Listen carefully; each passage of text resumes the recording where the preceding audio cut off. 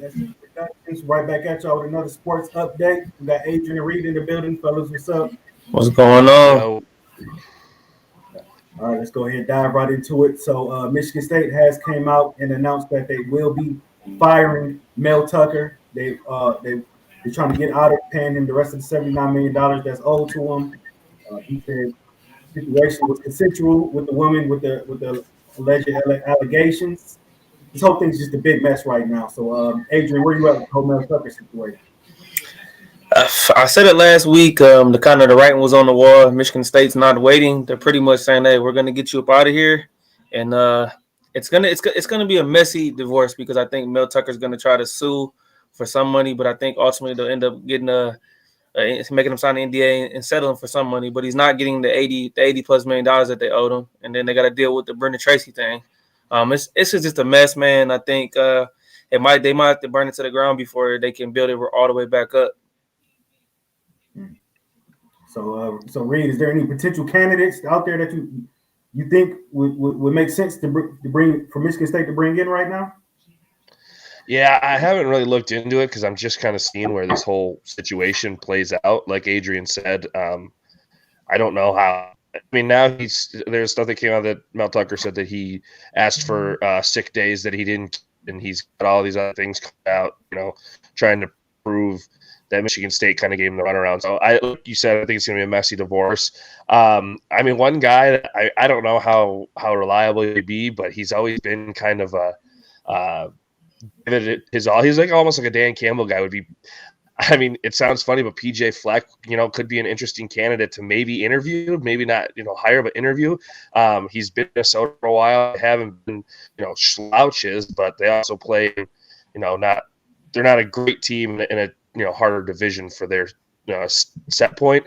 I did say last week, I believe, that they should look into like maybe a previous year. Then I thought about it later in the week, and I said, I don't know.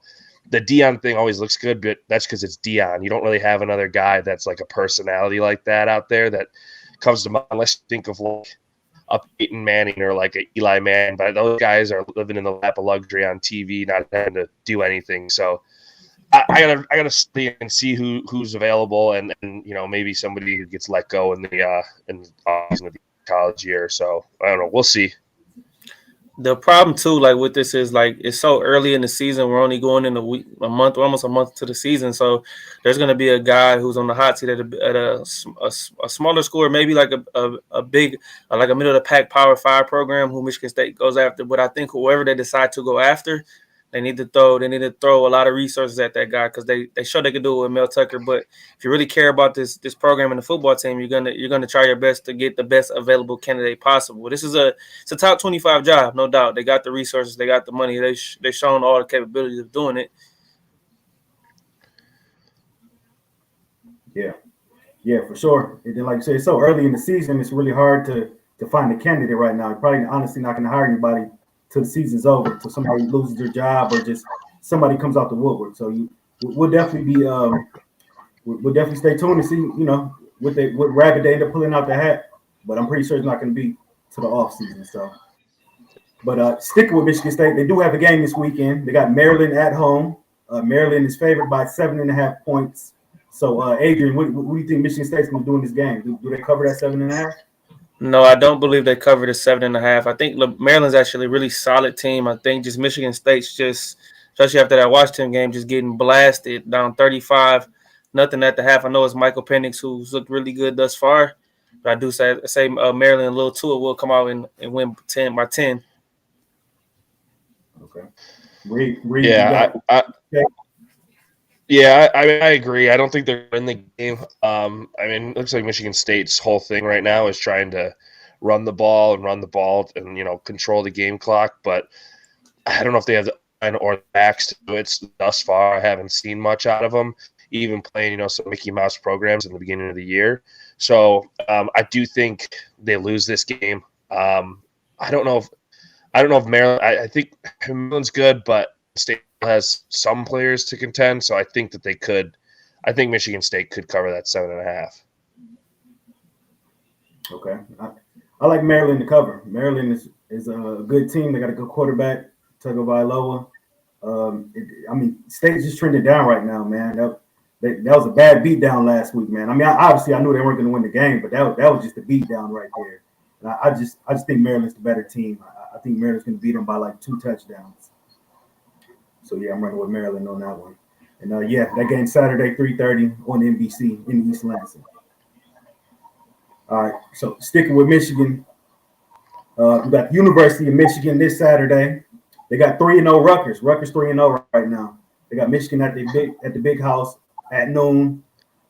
Adrian got the whole get up for it right now. Adrian, does Michigan cover this 24 points against 3-0 Rutgers? I'm gonna go say I think 24 is a fairly solid spread for them. I say just barely they cover. The half a point might mean something, but I'll give it to them. I know Michigan's not looked good. These last three games, great, especially against Bowling Green, which was another topic for another day. But most of the country didn't look good last week, and it was an ugly win, but they got it done. I think Rutgers is better and improved, but we're talking about Rutgers here. They played a Virginia Tech team who was 3-9 last year. Played a Northwestern team who was the worst team in the Big Ten. So I think Michigan will be able to cover this game and finally turn the gas on, man, especially getting Jim Harbaugh back. So we'll definitely see a more inspired performance from the boys. Yeah, I mean, I definitely agree. Getting Harbaugh back, I think, is going to be a game changer on whether or not Michigan covers. To be honest with you, I mean, I still watch Michigan games as much as people think that I hate them. I'm not a fan of them. But I will not lie. I watched that Bowling Green last Saturday because I just didn't think it was a 7:30 kick at that late, against Bowling Green. I just didn't pay attention. So I don't even know if they covered last week. I know it was 40 points. I don't think they got there, right? No, they did. Yeah. Michigan hasn't. Yeah. Yeah, in their first 3 games. So I think that is something that has to do with Harbaugh not being there. Just the coordinators running the game. He knows the team better than anyone. So I could see covering that with Harbaugh coming back for sure. One last quick about Michigan too. We got it, and this is for all college football. It's my little PSA for all the college football fans around the world. We gotta stop letting these teams get away with scheduling these BS games, especially night games. Michigan doesn't get a lot of night games, and you decide this year you're gonna schedule Bowling Green, a middle of the MAC team, to come in and play at night. Out of all the teams you pick them, which is that's just a slap in the face of the fans and all college football lovers. I mean, no offense to Bowling Green at the Division I, but that's just not gonna cut it. Yeah, I agree. Yeah. So do you think that them playing these cupcakes early on hurts them, like when they get in the playoffs and they play the Georgias and the TCUs?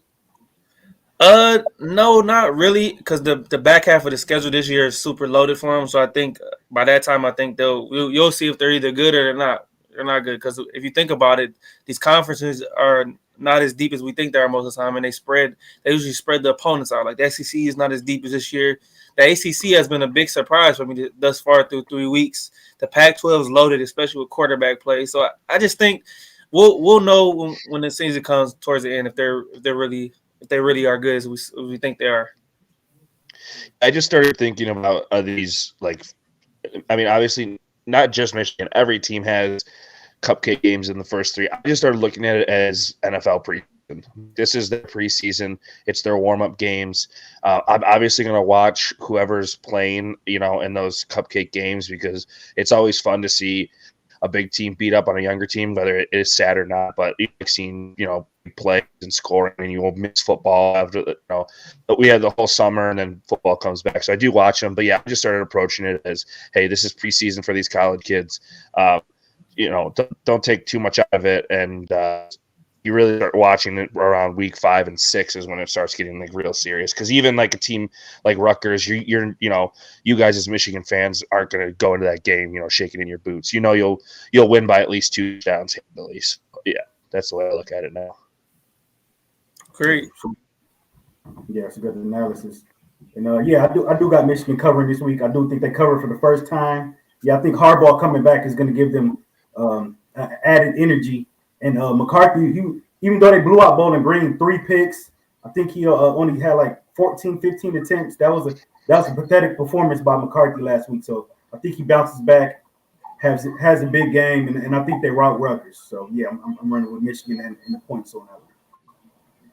All right, so yeah, going to the ACC, we got number 4 Florida State at Clemson Saturday at noon. Florida State's favorite 2.5 in that game. So Reid, is Florida State on upset alert this weekend? I think they were upset alert last weekend, obviously, and now seeing the game because they only won by a field goal. But after I didn't even realize it until I started watching the college game day and they were running over everything. I thought it was a bandana game for that Wells kid who sacrificed his life in 9/11. I realized that we were in for a big one because they have had many upsets during that game. They upset USC. Ball college of a lot of people. Upset Notre Dame in the past. So I was scared that week. I actually am more confident in them going and beating Clemson than I was in that game last week. I don't think I think Clemson's quarterback play is pretty bad. The run is pretty bad. Florida State obviously has to tighten up on defense. Their defense looked horrible over Saturday. You're not beating anyone playing like that. You just got some lucky calls. I think Boston College had like 11 flags in the first half or something. I don't know, something crazy like that. They had like 160 yards in penalties. So if you have to win off of penalties, you're not going to go far in the college football playoffs. So defense has to tighten up. Jordan Travis has to tighten up a little bit. Keon Coleman needs to get more involved. He was a no-show in that game Saturday. So I think they'll definitely cover 2.5. I think they're going to beat Clemson by 10 to 14 points. You took the words right out of my mouth. I think it was just one of those games where early in the season they're feeling themselves, especially after that win against LSU. That game is going to bring them back down to Humber real quick and be like, all right, we got to play every play. Mike Norvell's going to get the guys ready. My only concern is Jordan Travis. Is that Jordan Travis injury serious? Is it saying it is, or is he good? He's going to be good to go for Saturday. Everything that I've seen is it's not as serious. He finished out the game Saturday, so that's looking promising. Obviously, injuries can linger and maybe progress throughout the week. Everything I've read so far is saying that he's going to play. I'm obviously going to monitor that because without him, the backup McCord or whatever his name is okay. He's serviceable, but I'd rather have Travis in that game, obviously. Yeah, I haven't heard him being out Saturday. Long as he plays, I'm not worried. I think Florida State locks in his week of practice. Goes up to South Carolina and spanks Dabo and company, which I would be super excited because Clemson at this point, Dabo is just getting under my skin. It's just getting under my nerves. I just think he's lost touch with the game of college football, especially with NIL and the transfer portal. His team will never be as good as they once were if he doesn't utilize both of those factors. So I think Florida State wins by 12. Yeah, I'm about to go against the grain here, man. I think Florida State's on upset alert. I think they go to Clemson, and I think it's going to get ugly for it, man. I think Clemson has nothing to lose. Florida State has everything to lose. So I think this is a trap game. I think they go take an L, man. I think Florida State takes their first loss here, man. I'm going with Clemson. All right. Yeah. So, all right. So sticking with college football, we got number 19 Colorado going to number 13 Oregon Saturday, 3:30. Oregon is a 21-point favorite. So Reid, can Coach Prime and the Colorado Buffaloes go to Oregon and pull this thing off? Okay, so I've said it before in the past on this pod. I'm pretty sure the first 2 weeks we did this. This is when it gets real for Colorado. Those first games, we saw what Dion potentially can be against. That TCU game was a shock. Granted, TCU did lose a lot of talent. They came in off of a season. They went to the championship and lost, so they're obviously going to be ranked relatively high. But he went in there and showed that he can play and that he can get his players to rally behind him. Then he won the week after, and this last week looked very dicey. Playing Nebraska in that first half 2 weeks ago, if you play like that against Oregon or USC, you're not winning the game. You're lucky that they turned the ball over 4 times. This past week, they fought a Colorado team, and maybe it was just one of those Boston College games like Florida State had, where it was a rivalry. They came in, they played hard, they lost Travis Hunter. So that could be it. But having to go to 2 overtimes, you're not going to make it to 2 overtimes against an Oregon or a USC. So this is when it gets really for Dion and his Buffaloes, because this is when you're going to face actual, probably the most real talent that you faced all season in Oregon, and you have to go into their stadium. That's a harsh environment out there in Oregon. So it's going to be a testament to him if he wins. All my doubts will probably go aside from him. If he loses the next 2 games, it wouldn't be a shock to me. So you got him beating Oregon or no? No, I have Oregon winning. Okay. What was it? 21? It's 20. Yeah, 21. Yeah. That's 3 touchdowns. That's a lot of points. That's a lot of points. I don't know. I think Colorado could hang in there. No, yeah, I think Colorado will hang in there. I think it'll be 17 or something like that. 21's way too many points to give Oregon. Even as it can be, 21 points is still too much. I'm right there. Me and Reid been talking about this the first couple of weeks about this Colorado team who's found a way to get 3-0, 2 more wins already than they had last year with Dion. And the Magic's great. Boulder's rocking. It looks like a festival every week. You just get the Rock there. You got Key Glock. Everybody's been there. Michael Irvin. It just looks like a concert, like a show to see, man. It's been crazy. Lil Wayne came out and performed at halftime. I ain't never seen nothing like this from a college team. It's crazy, man. Not probably since USC has been rocking like that. But with that being said, finally, like Reid said, I think the magic has ended for Colorado, and they will see defeat against Oregon in Austin Stadium. That place will be rocking. I just think the problem is, I think, like I've talked about before, Colorado it doesn't have the depth or the talent, the too deep to keep up with Oregon, who's been building for a couple of years. They're super deep everywhere. They're super talented, fast. They got Shador, and then these last 2 games, Colorado's going on a long scoring drought where they just cannot score the football. Shador has to hold the football too long, and they continue to take sacks. And now you're playing even aggressively physical, faster team at that. And then not to add that, Travis Hunter, their second best player, is going to be out for 3 weeks. So can Shador pull magic out his hat? I don't think he doesn't have the necessary weapons nor the tools to do that. Now, I wouldn't count him out, but like Reid said, I think Colorado will lose by 17, 18 points. I think they'll keep it under 20, but I just think they don't have the horses. They're gonna run out of gas and just see what real football has been like when you build for years. But Shador if anybody can do it, Shador's do it, because he's been balling these last couple weeks. Yeah, I think a problem with Colorado too is, like you said, they don't have the depth and they don't have a run game. The O-line has been pretty bad. They were terrible last game. I mean, Shador's running around like they're like Rocky and a chick. I mean, it's horrible. So, yeah, he's gonna have to pull some magic out of his hat. They don't have the weapons.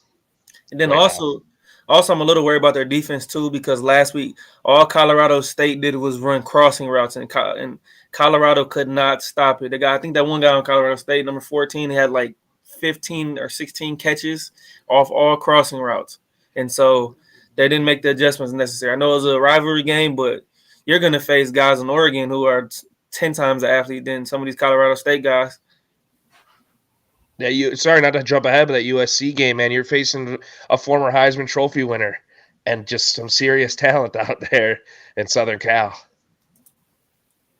Yeah, it's about to start getting real for Colorado. This is the real meat and potatoes of their schedule. I think they covered that 21, but I don't think they win the game. Just pretty much, you guys said it all. I don't think they have the athletes, the recruits just yet. I mean, Dion just got there; he still has to build it up. Oregon is built up. Their goal is to win the Pac-12. They're trying to get to the playoff. Will that happen? I don't know, but yeah, I like Oregon in this game. It's going to be hostile up there.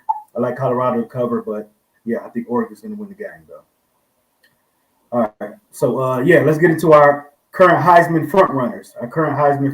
And who do we give the Heisman to right now? So Adrian, go ahead, get us going here. Right now, my leading vote getter for the Heisman Trophy, if it was the end today, would be Michael Penix, quarterback, University of Washington.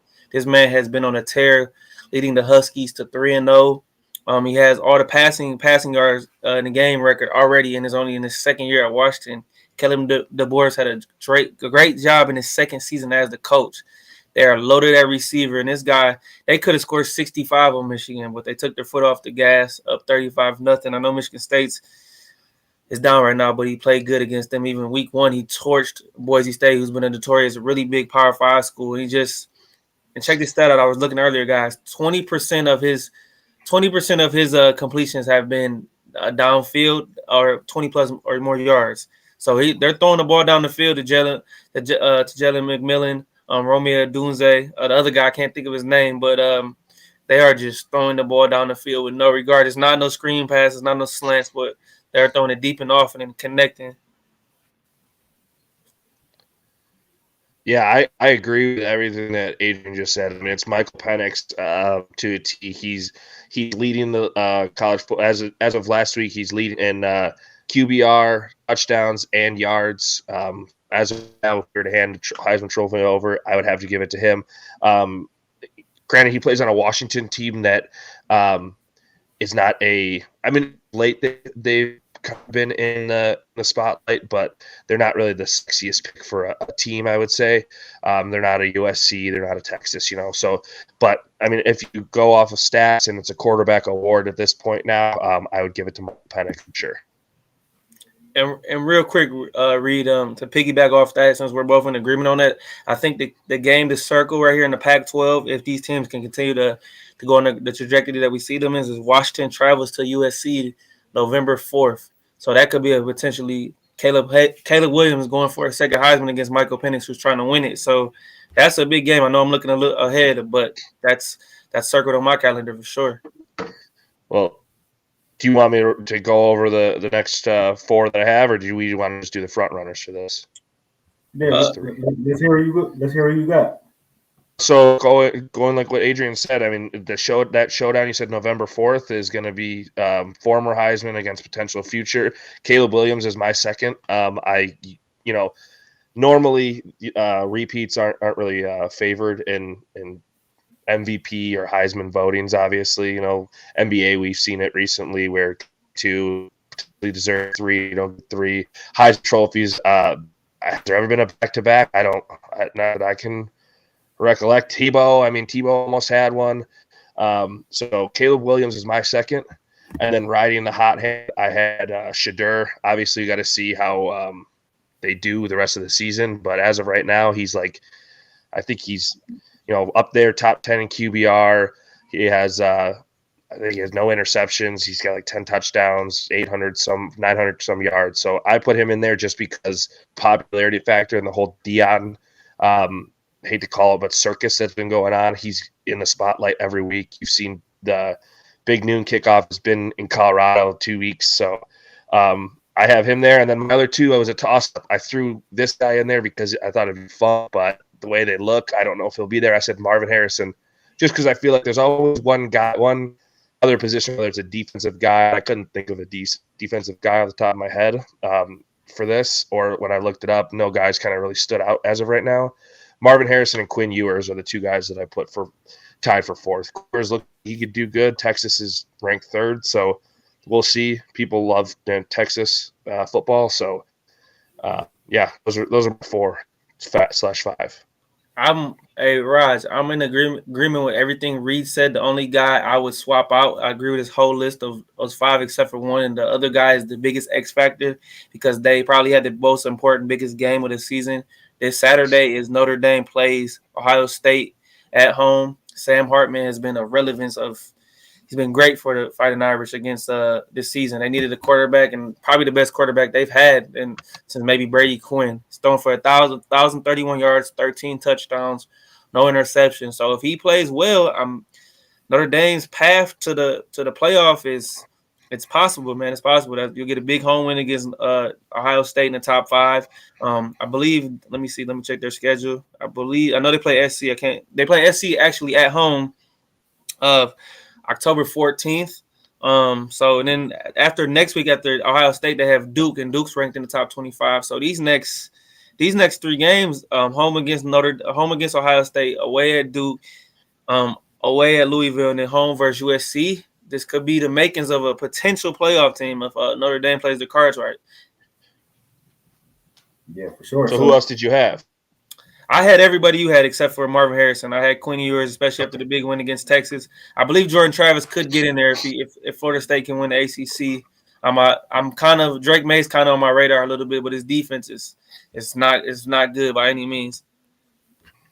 So if Hartman and Notre Dame pull it off against Ohio State Saturday, you put him up there with Penix and Caleb Williams and those guys. I would put him I would move him probably up he would be 5 for me. I'd move him in the top 3 behind Caleb and Penix. If he beats Ohio State, I'll probably put him ahead of Caleb just because, again, recency bias of he won the Heisman last year. You generally don't win them 2 years in a row. So I would probably put him 2 behind Penix. You could put him 1, but I think Penix is just unstoppable at this point. I mean, he's a lot more athletic guy than Hartman. But yeah, I definitely move him up to 2. Again, I put Sanders in there kind of like a luxury, and I think the hype train could build him up. If they beat like an Oregon or something, or a US, like they upset one of these teams that they have that's ranked and he continues to play as good as he's playing, you could see his name in a Heisman candidacy for sure. Yeah, for sure. Yeah, definitely. So yeah, big games for Hartman and Shador. They can go pull it off. They'll definitely move way up in the Heisman rankings for sure. All right, so yeah, there it is. All right. Who'd you have? You can give us your 5. Yeah, Raaj, what you got for us, man? Oh no, it was the same. My Heisman front runner is unanimous. Michael Penix, first in QBR right now, 12 touchdowns, 1 pick. What he's got, 1,332 passing yards. It's Michael Penix right now. No doubt about it. Now, like we said, the landscape of things can definitely change. If Hartman can pull that off, if Shador can go to Oregon and pull that off, but as of right now, it's Michael Penix, no doubt about it. So before we move on, I got a question for both of you guys really quickly. I actually have 2 questions. One, the beginning of the season, Harbaugh said JJ was going to be the Heisman. Do you think JJ has a potential chance to get there? This is Michigan, guys. I got to ask. I don't think Jordan Travis is going to make it there. I say no because I don't think JJ is going to have the stats ready available to even get in the Heisman conversation. 25 to 28 touchdowns and 3,400 yards isn't good enough to win your Heisman, especially with Caleb and Penix numbers are going to put up and Quinn Ewers. Yeah, I think JJ was in Heisman contention until that stinker against Bowling Green last week. He plummeted. He took himself out of the mix. So he's really going to have to light it up to get himself back in the mix. But as of right now, I think he's going to be on the outside looking in. My second question is, Penix and Caleb stay on this trajectory to go off to do the Heisman. Let's Penix win it. They both can be potential one picks next year in the draft. Who do you think people would take? Do you think they would take the lefty and Penix, or do you like the gamble with Penix? Or do you think they would just stick with Caleb Williams? I personally think nobody's not picking Caleb Williams because of they've been comparing him to Patrick Mahomes and he's been hyped for so long. I don't see him not going number 1. I think he's undoubtedly the number 1 pick in next year's draft. Yeah, I agree. I think the number 1 pick is going to be Caleb Williams for sure. No ifs, ands, or buts about it. I did see his dad came out and said if we don't like who the number 1 team that's drafting, we can go back because the NIL money or whatever. So I dare hear him say that. But yeah, Caleb Williams will be the first pick in next year's draft for sure.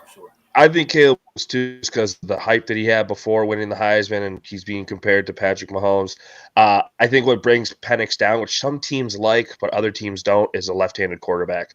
Tua is obviously the only left-handed quarterback that starts in the league right now. So I think that's a turnoff to some teams. But Penix, I think, will definitely be in the top 3 to 5 next season. I think Arizona's not even going to pick 1-1. I think they're going to trade that NU2 to draft Marvin Harrison because they don't need it. I mean, they have Kyler. You can't get rid of him. You owe him $90 million if you get. Right. So, or it might be something like how Chicago did last year. Whoever has the first pick might trade out of it. So it could be that. Yeah. You never know. You never know though, too. Especially with the way the NFL does the quarterbacks. Some team might get desperate and really need a quarterback, and Arizona can offload Kyler to whoever's in a different situation. that needs a quarterback and is trying to win right now. Happens every year. Yeah. Yeah, for sure. Jets. And, yeah, for sure. And Jordan Travis though, if they can if they go undefeated, they get to the playoff, they win the ACC. I think Jordan Travis will be in the mix for sure. Depends. He's got to stay healthy. He's had a little problem with health recently, last 2 years, and that offense has got to get clicking. They weren't last week, so yeah, for sure. All right, well, yeah, let's move over to the NFL. The Lions lost 37-31 to the Seahawks. We all picked them to win. I know a lot of people was ready to crown them after the Chiefs win. Everybody's ready to just give them Super Bowl rings. But they lost 37-31 against the Seahawks. Disappointing loss. So Adrian, why did the Lions lose this game? The Lions won this game because they beat themselves. I know we all watched the game and we seen it go into overtime. Dan Gamble played for overtime towards the end of that game and could have tried to go for the win and tried to play too cautious. But there's a couple things that hurt the Lions. One, you come out in the second half, Montgomery fumbles the football, gives Seattle the ball inside, almost at the red zone. They score a touchdown. That's 7 right there, quick, probably a minute and 45 seconds to the second half. Then fourth quarter, Jared Goff throws a pick 6, gives them another 7.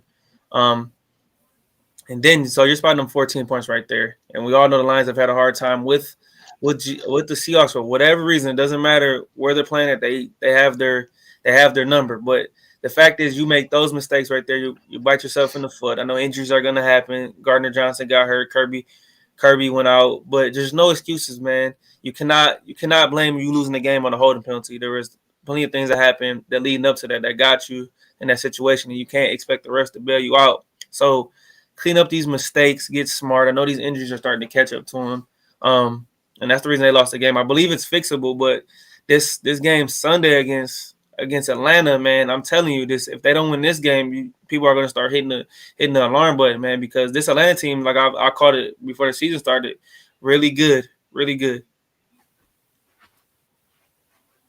Yeah, for sure. I mean, Adrian's right.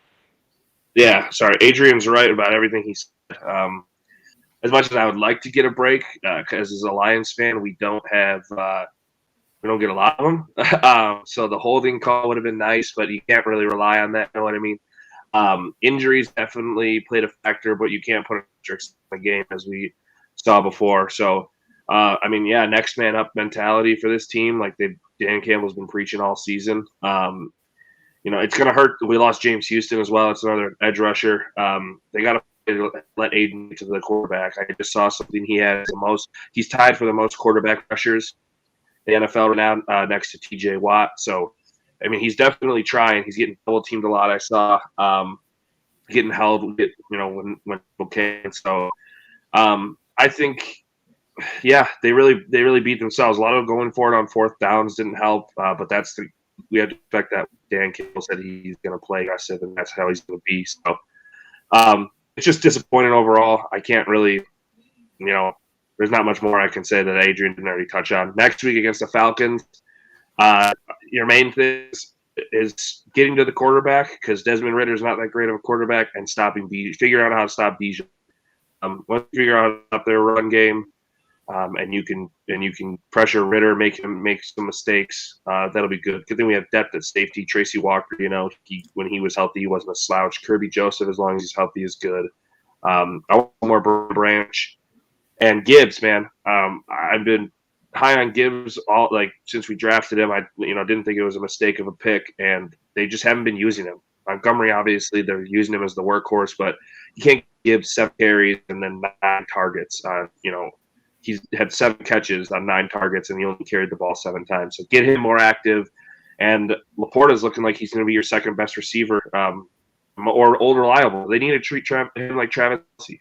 Literally need to have Sam Laporta be Travis Kelce, because that's what he was this last week when he caught those passes and he bullied his way to the first down marker. Like he helped our team basically get to overtime. So, I don't know. They beat themselves last week, man. That's all I can say. They beat themselves. And real quick, Raaj, I just want to say the biggest disappointment for me was that defense. the fact that Seattle's both starting tackles were both out for that game, and the Lions could not get any pressure on Geno Smith. I mean, towards the end of the game, Anzalone got that sack where Geno was just scrambling for his life. But as far as the pass rush, nothing was there, man. I was shocked. I was shocked. I know Seattle's a good team, but backup tackles, man, we already know our team struggle in the league with starting offensive line play, but that was just bad right there. Yeah, 3 turnovers. Seattle had none. The fumble coming out to start the second half. Excuse me. Golf through the pick 6, and I thought it was two fourth downs that Dan Campbell went for it on. I know it was one in the second quarter. They could have kicked the field goal. They didn't end up getting it. You left 3 points on the field there. And then the second one, they weren't even in plus territory yet. He went for it. I didn't like those 2 calls. And they just shot themselves in the foot, man. It just overall, it was just a bad game. So, Adrian, do you think this game against the Falcons is a must-win for them? It's absolutely a must-win, and then I don't know what they're going to do as far as the running back position, because Montgomery is going to be out a couple weeks with the thigh injury. I don't know how bad it is, but he said he's going to need a few weeks to recover. I can't take them serious going forward with Jahmyr Gibbs and Craig Reynolds. They need a little something else. I don't know what they're going to do, but they need to figure that situation out because they're lacking explosiveness on this offense right now. Yeah, so I know they called up that Xavier Knight guy who was a running back for the Jets last year, 2 years ago. He's obviously not a solution. You need to figure out how to use Gibbs a lot better. And I mean, I don't know. Maybe you got to see how long Montgomery's going to be out for. If he's out for 3 weeks, I roll Gibbs and Reynolds. I just figure out how to use Gibbs. I don't think you go and sign a Fournette or a Kareem Hunt or anything like that. I don't think it's that time to panic yet. Yeah. Yes. Seems like it's a great cloud over the running backs right now, man. J.K. Dobbins out for the year. Nick Chubb out for the year.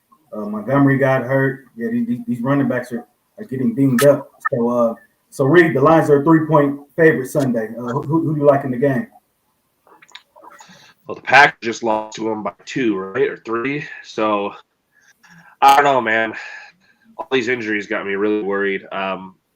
I'm hoping this D-line can check in, and I really wish they could get Buck back for this game. I don't know if he's going to be playing, but he would be huge for the run stop for them.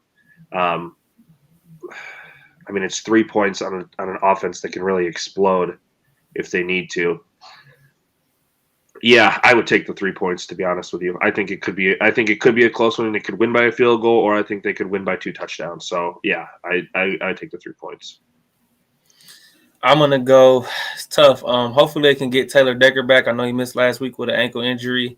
Hope they'll get Emmanuel Mosley back, the guy they signed from San Fran soon off the PUP list.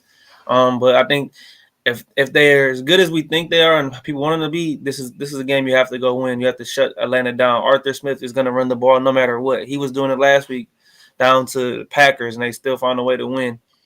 So I'm gonna take the Lions to the cover by field goal. So I think they're gonna win this game. A much needed win to get the momentum back going, because if you lose this game, it's gonna halt all the Kansas City momentum, and both your losses will be in the NFC, which could determine a tiebreaker. So this is a very key factor in coming down in a few months. That's the biggest thing to me, man. Them losing to Seattle, it was just like, dude, it was PTSD to last year. That's what it came down to last year. We lost to Seattle, and they came down to the tiebreaker. So Seattle is my second least favorite team next to the Dallas Cowboys. I have not been able to stand them ever since we played them, and they batted the ball out of the back of the end zone on that Megatron fumble, and it never got called. I just saw it get called against Justin Jefferson for fumbling out of the end zone last week. So, I think that it's a must-win, and I don't want it to come down to tiebreakers in the NFC. This division is still yours. Green Bay does not look good. Chicago does not look good. The Vikings clearly don't look.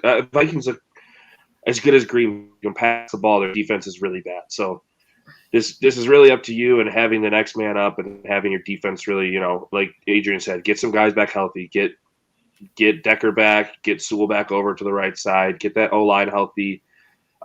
Branch to step up. We need guys like Campbell to step up. All these rookies that you drafted, man, you need them to be as of right now, it seems like Laporta and a little bit of Branch that have really played out. But Laporta's been your best pick so far. Yeah, for sure. Yeah, I like the Lions to win this game. Yeah, like you guys said, you don't want to keep taking losses to teams in the NFC like this. You lose to Seattle. Ultimately, that was the reason why we didn't get in the playoffs last year, and you don't want to look up that be the same situation this year, fighting for a final spot between Seattle or Atlanta, because Atlanta could potentially be a wild card team. Ultimately, if the Lions win the division, then they won't have to worry about that. But these NFC games, you got to win. So yeah, I'm going with the Lions over the Falcons. I think this is a must-win game for them for sure. All right, so sticking with the NFL, Adrian, you got your top 5 NFL teams for us right now? I do. When we talked about this pre-show this morning, I had to go over a list and think in my head, and everybody's probably gonna jump on me, but these are the top 5 teams currently in the NFL right now after week 2, in my opinion. You guys want me to start from 5 to 1 or 1 to 5? 5 to 1, I say. Yeah, okay, let's do 5. Not 5 to 1. I'm gonna go at 5. Sorry, I had to write my notes down, guys. But at 5, I have the Miami Dolphins, 2-0, a big win on the road against the Chargers, and a big win on Sunday Night Football against a division rival, New England Patriots. The Dolphins, Tua leads the NFL in passing yards, Tyreek's second in receiving yards. The Dolphins lead the league in total yards on offense. This team is loaded offensively, and they finally got back to their defensive ways after a struggle against the Chargers team last week. I do think, and I've said it before, I think Miami will win the AFC East finally after a long time. I think they're loaded offensively. Defense is only going to get better. Jalen Ramsey will be back soon. Xavier Howard's a stud. They got Bradley Chubb, Jalen Phillips. They just know how to make plays. I like Mike McDaniel as a coach. He's a Kyle Shanahan disciple. He knows how to draw them up and get these guys open, man. It's fun watching this Dolphins team. At 4, I got the defending NFC champion, Philadelphia Eagles. They've looked sloppy on offense thus far to start the season. 2 ugly wins, one against the New England Patriots on the road. They just haven't looked great. They just don't look in sync yet. And then they win again the Minnesota Vikings on Thursday Night Football. And Jalen Hurts, they got to get him back to running the ball a little bit more to set up the pass. Our defense is – He doesn't look good. He doesn't look comfortable. Hurts does not look comfortable. Yeah, he does not at all. They're not making him give him easy throws. Defensive line's loaded. And then offensive line, I think, is the best in the league. But I still think I got them winning the NFC East. At 3, we got the defending Super Bowl champion Kansas City Chiefs. Now, I know they lost to our hometown Detroit Lions coming out of week 1. No Travis Kelce, no Chris Jones. But you see what they did to Jacksonville, one of the most improved teams and one of the teams everybody's been talking about. Hell, Jacksonville, no touchdowns. Chris Jones comes back and looks like nothing ever happened. Man was a beast out there. Travis Kelce back. Caught a touchdown pass. He's getting back healthy. He's not all the way there yet, but they got those 3. I'm not counting them out. At 2, and I hate to even say this because I despise these next 2 teams on my list. At 2, we got the Dallas Cowboys. Yes, I hate to unfortunately say the Dallas Cowboys.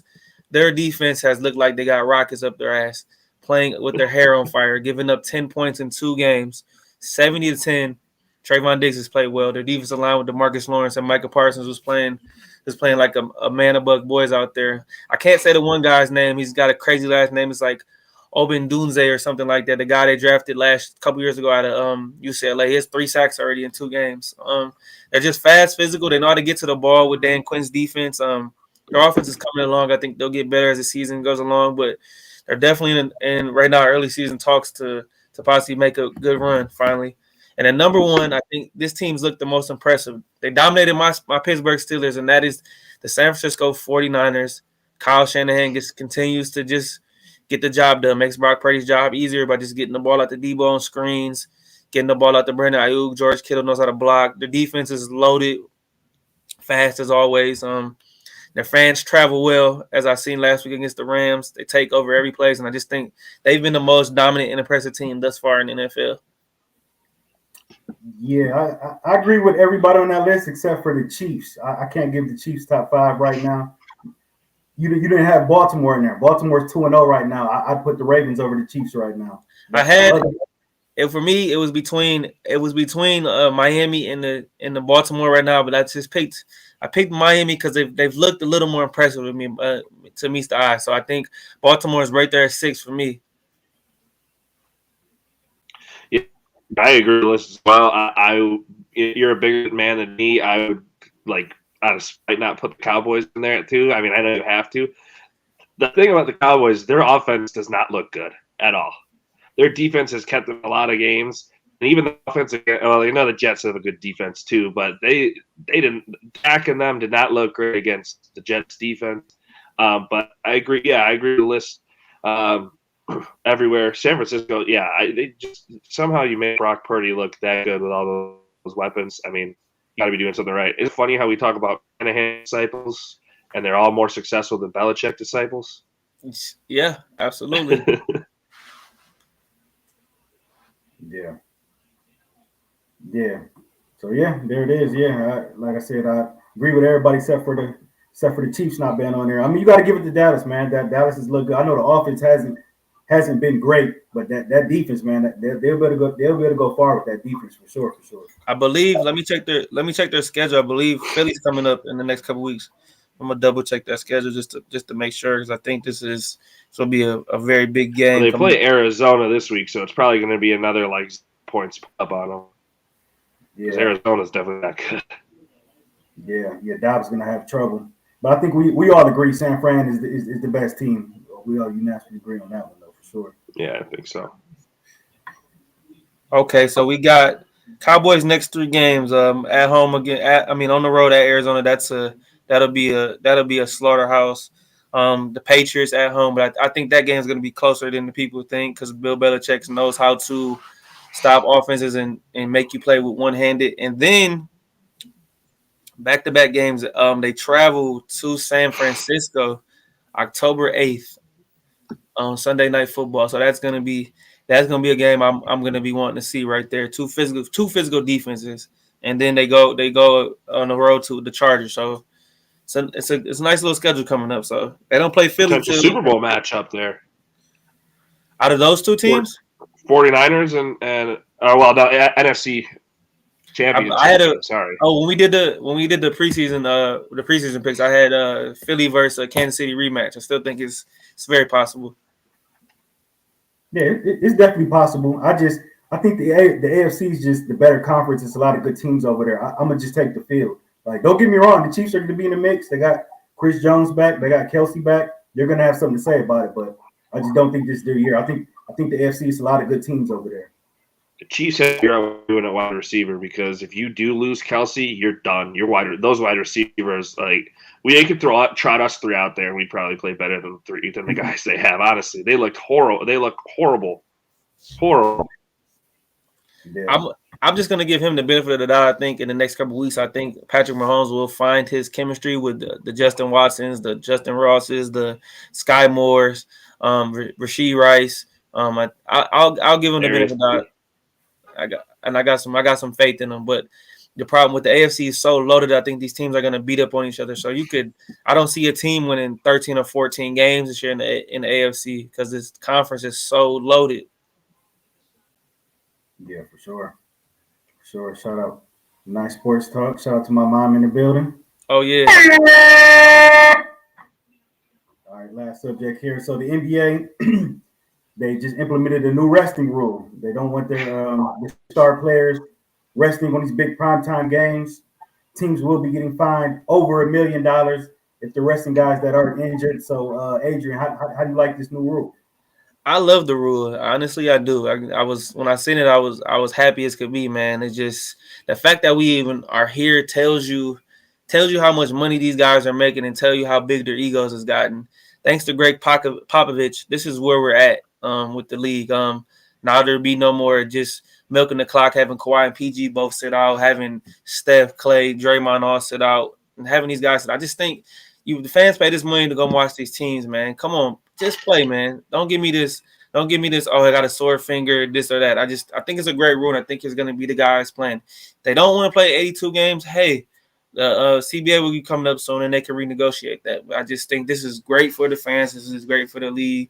It's been too many times where I've turned on like ABC Saturday night game, Warriors versus Bucks, and Giannis isn't playing, and Steph isn't playing. It's like, come on, man. This is what we came to see. The NBA is a league about stars, and these values of star when these guys just sit.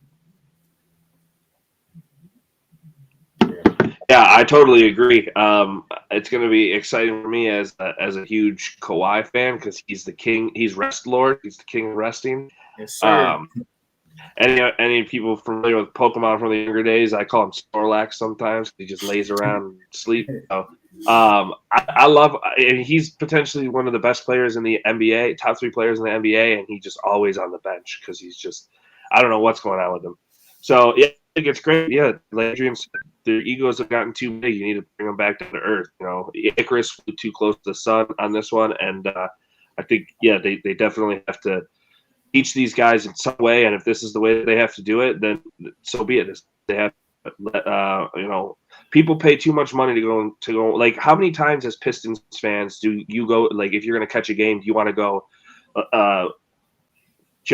Joker's not one because he plays all the time. But if you want to go and see, like, I went to Warriors game. Steph was sitting out. Like, I went to go see him play, and he was sitting out. So yeah, I mean, people pay good money to go see these guys play, and if they're not there, you're going to be upset. Yeah, agree 100%. Especially on the road. And like, if guys more so want to rest for their home crowd, because you're gonna have more opportunities to see them. But when you're on the road, especially Western Conference teams coming to the Eastern Conference, here us, with the Pistons, we're only gonna see LA, Golden State, Sacramento. Certain teams we're only gonna see once. The Clippers. Yeah, when those guys sit out those games, it's not fair to the fans at all. So I like the rule and applaud the NBA for implementing it. So I think it's going to help the league out for sure. And real quick, the problem too is Adam Silver